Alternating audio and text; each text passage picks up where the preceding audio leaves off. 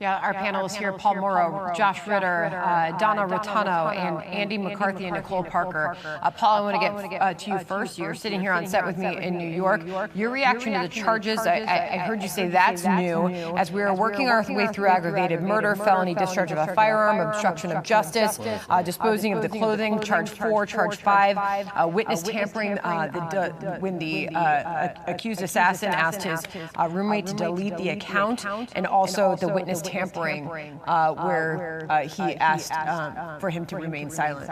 Right, so we'd actually heard a lot of that that was in that press conference when I was out in Utah. That's the equivalent of a speaking indictment, where the prosecutor puts a lot of information into the indictment. In this case, it's an information. He didn't want to go outside the four corners of that information, but he laid out a lot of his case. He got a lot of it out there, created that narrative, created the picture of what's going on. The reason I reacted to the witness tampering and the destruction of evidence thing is because he's being charged with that, but that was the main perpetrator, the alleged perpetrator, directing his roommate to do it. Now the question becomes, did the roommate do it?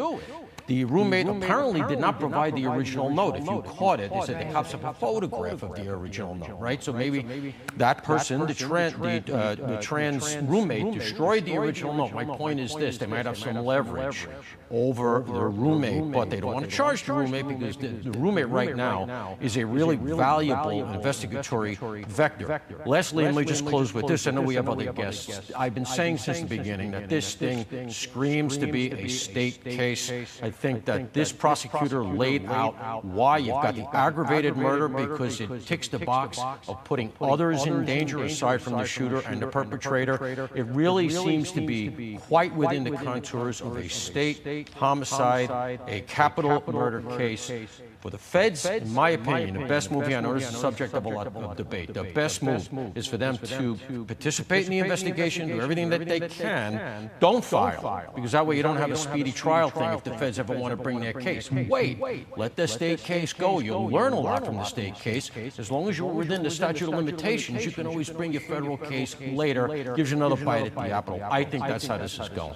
All right, let's bring in Donna Rotuno to get her take on all of this. What do you make of this lengthy text exchange where, according to the state, Tyler Robinson confesses to this crime? We've also heard a similar confession on Discord, as well as the victim targeting enhancements, because Charlie Kirk was targeted because of his political views, and then this idea of aggravating factors of a violent offense committed in front of children. Can you speak to all of that?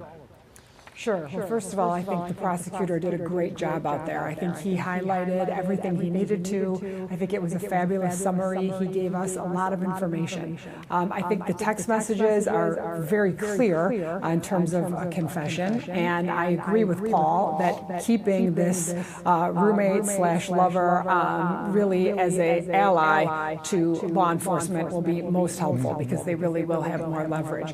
In terms of the charges themselves, I am happy. I'm glad to see that they are moving forward on charges involving exactly what happened out there, the number of people who were in danger, the fact that Charlie was targeted for his views and his beliefs. I think these charges are a very, very fair assessment about what actually took place out there, and I think they're going to be very successful. There's good evidence here so far, and I know that there's more to come. Andy, and now we know he faces the death penalty. As these charges were just announced, notice of intent to seek the death penalty. We just heard from the district attorney. Yeah, well, one of the things I'd be concerned about with respect to that, as I was listening to the narrative, and I agree with what's been said about how thorough and comprehensive it was, it seems like the parents are very important witnesses. In my experience, juries don't like it when parents have to testify against defendants, or when prosecutors ask them to do that. And I can only think of that being exacerbated in a case where the testimony could lead to the death penalty. So I was happy to see that there was so much evidence arising out of the text message with the roommate, because maybe that will obviate the need to have the parents' testimony. And beyond that, I quite agree with Paul all that this is a state case. It's the most straightforward way to do it. Yeah. Hey, we've just got a little more than 4 minutes left in the show. I wanted to get to Nicole and Josh. Nicole, let's start with you. In this text message exchange, Tyler Robinson allegedly says, if I'm able to grab my rifle unseen, I will have left no evidence. I mean, to the contrary, this guy seems to have left a mountain of evidence.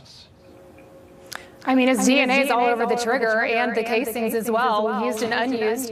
But what I think is really interesting, I've always wondered, how long did he plan for this? And based on what I heard in that press conference, he had been planning this for about a week, according to what he said. And also his whole mind process. John, he was right there in the vicinity of the crime that he had just committed, waiting for the cops to leave. He's like, gosh, I really want to go back and get that rifle, but I'm not sure that I can. There's an officer right there. I wonder at what point he said, you know what, forget it. I've got to leave. I got to go back to St. George, and I'm just going to have to leave the evidence behind. And I think it's very alarming. Again, I like to look at this rifle and the weapon selection. This was given to him by his father. From what I understand, it was his grandfather's. And he wanted to, his father's like, look, send me a picture of it. I want a picture of this weapon. And he said, oh, they won't be able to trace the weapon back to me if they do a trace. It'll go back to my grandfather or something of that sort. But I think this is very, very compelling evidence. The evidence is mounting. And let me tell you, the investigation is just beginning. This is just what they have for the probable cause affidavit for the information. This is not even the whole case. I am so glad to hear that they are officially going for the death penalty.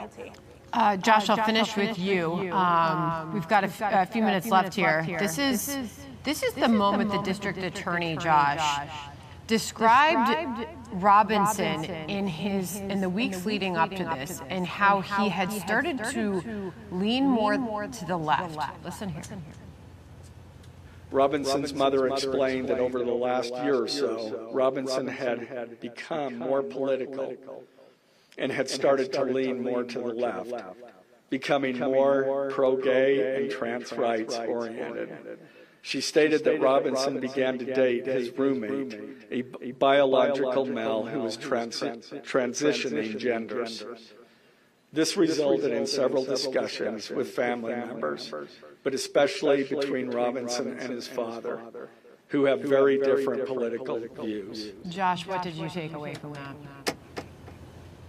I thought one of the things that stood out to me most of all was how suspicious his own parents were of him. They confronted him at first saying, hey, where were you? And he said, I'm sick. And that's not enough to stop the parents. They still feel like that he could have been involved. And I think it was, one, the pictures that we've seen, but two, these political leanings that they thought he had started to develop inside of him.